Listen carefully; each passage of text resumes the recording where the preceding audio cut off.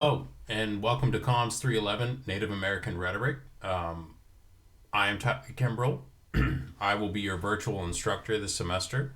I wish that we could be in person, but that's just not possible. So we'll just do the best that we can with the time we have together.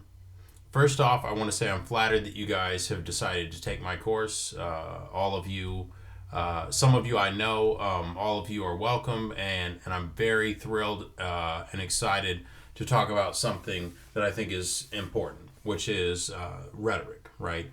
And specifically, I want you to know that this is one of very few courses that focus on American Indian rhetoric in the world, right? There are a few others, but this is one of the few.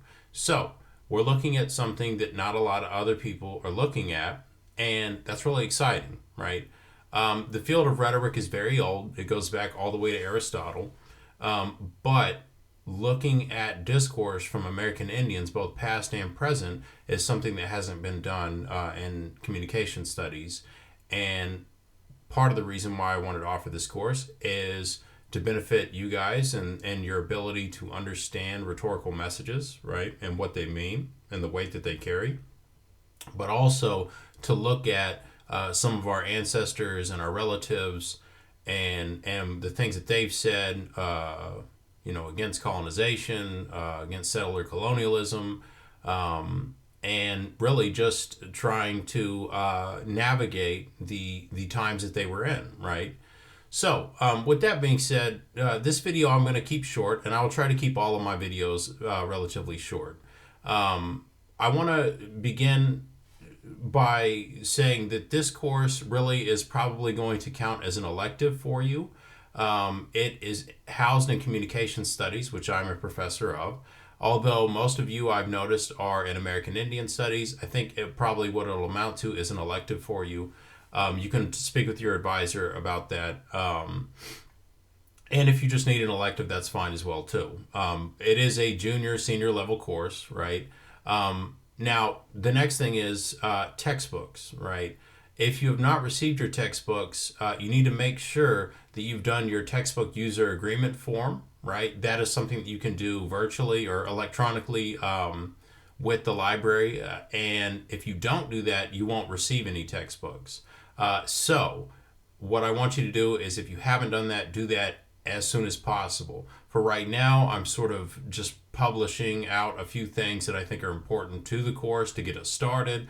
But things will go a lot more smoother once you have your reading materials, both for you and for me as an instructor, right? So I look forward to that. And do let me know when you do receive your stuff. Now, again, this course is going to be asynchronous, which means we may not meet the entire semester as a group. I have done this because, we're in a pandemic. I want to be as flexible as possible. And I know some people are in different time zones, right? And some people are working full time. And we all just have lives that are pretty hard right now. Some more than others, but I want to be as flexible as possible. Now, that means you're going to be working on your own, right?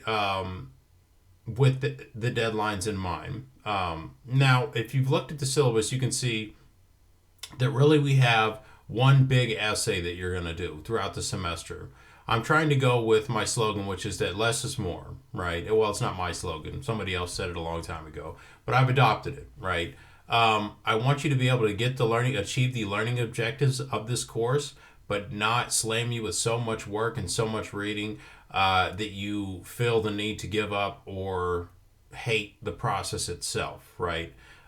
It should be enjoyable, but also should be focused and give you something that is useful to you, right? So whether you're studying American Indian issues, right, in AIS, or if you're in the sciences or the humanities and arts, right, rhetoric is something that we can talk about in each one of those sectors of the academic life. So at the end of the course, I hope that you will be able to produce an original piece of criticism based on the speech that you pick out, right? When you get the speech books, you'll pick out a speech in that. If you have an alternative speech that you want to look at, that's fine. It just needs to be approved by me. And so the good thing about the speech book that you'll get is that most of the speeches are very short, right? There are a couple of pages. Some of them, a couple of them are a little bit longer, but it makes it a little bit easier for you at this level to do this sort of work. Now, if you need to reach out to me, if you have questions about the course or concerns or just don't understand a reading or want to talk about something, then you can reach out to me at my email at tkimbrell@haskell.edu, which is on our syllabus, and set up an appointment. Give me 24 hours as a general response time, right? And we can Zoom or whatever it is that's palatable to you, right? I prefer Zoom because we can do screen sharing easily. Blackboard Ultra is not as savvy as Zoom. So, this is something to just keep in mind, right? And so that's how you can contact me if you need me. And I will do my best to accommodate, right? I usually don't do a whole lot of meetings on the weekends, but if it's urgent and you need help or if we're getting close to a deadline, then that's fine. Let me know and we can try to work something out. All right, now, so without covering too much ground here, I want to open up the course, and hopefully you had a chance to look through some of the readings right now. These are academic articles that have been in circulation for a while. Lloyd Bitzer's is from the late 60s, right? It's been updated a few times, but really the rhetorical situation is seminal to the idea of rhetoric, right? It's very important. Prior to his work, Bitzer's work, rhetoric just looked at speeches, which is what I'm going to ask you to do, right? Looking at a speech, a piece of discourse, right? A message that some orator, a speaker, right? Whether it's Tecumseh or Pushmataha or, Sitting Bull, has delivered to an audience for a purpose, and that purpose may or may not be easily identified. They may not even say it in the speech, right? What's interesting about rhetoric is when you get into studying it, and as we build theories and really hone in your skill of doing analysis and interpretation and description, you'll notice that you start to see things that are there but aren't noticeable to everyone else, right? That is the sort of the science and the art of rhetorical criticism, right? What we're looking at is the meaning contained within messages and the strategies used to try to get that across and to be successful, right? So if you want somebody to do something, you're going to have to communicate, whether verbally or non-verbally, right? If you want something, just say, hey, come here.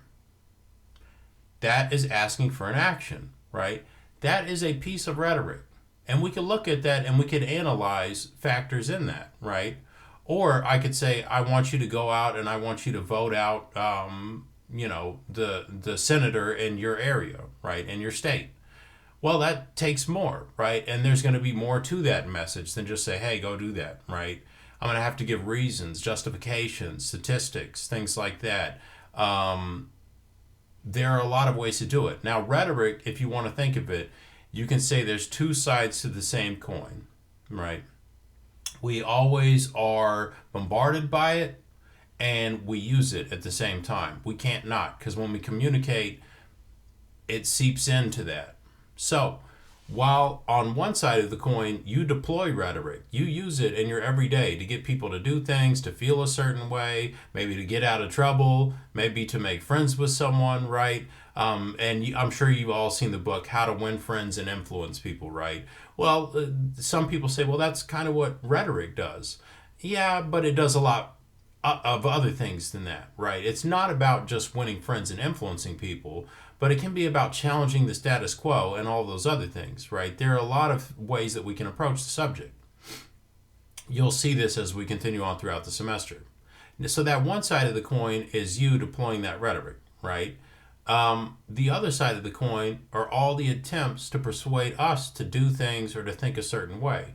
So just think an average day, even in a pandemic, if you leave your house or even don't leave your house, if you turn on the TV, You're going to see infomercials that make you think that a product is better than others, right? Or maybe they do a terrible job and you're like, oh, that product looks terrible, right?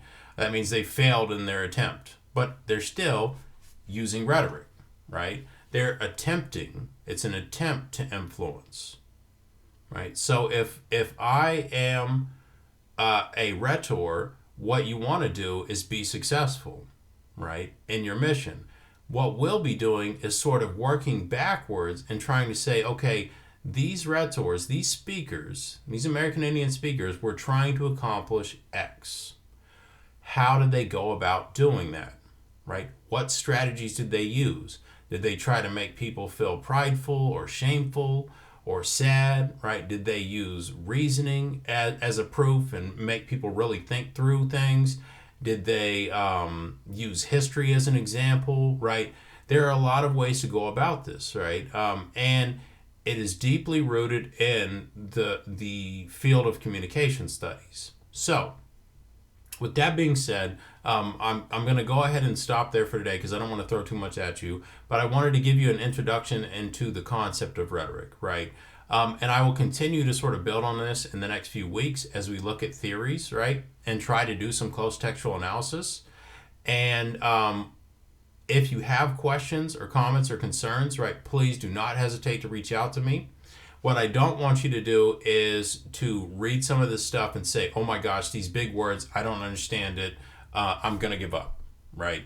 Don't give up and don't be frightened by them. They're just words, right? So if you don't understand something, look it up, right?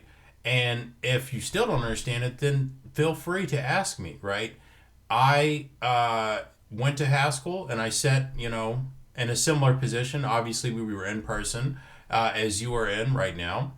And I remember reading some of this stuff about rhetoric and I thought, wow, this is fascinating, but I have no idea what's going on. I don't know these words. We have to build a vocabulary, right? And in doing that, it's going to put you in a better position to provide a original piece of criticism by the end of the semester. So, we've got our work cut out for us, but we're not going to do so much that we can't get it accomplished, right?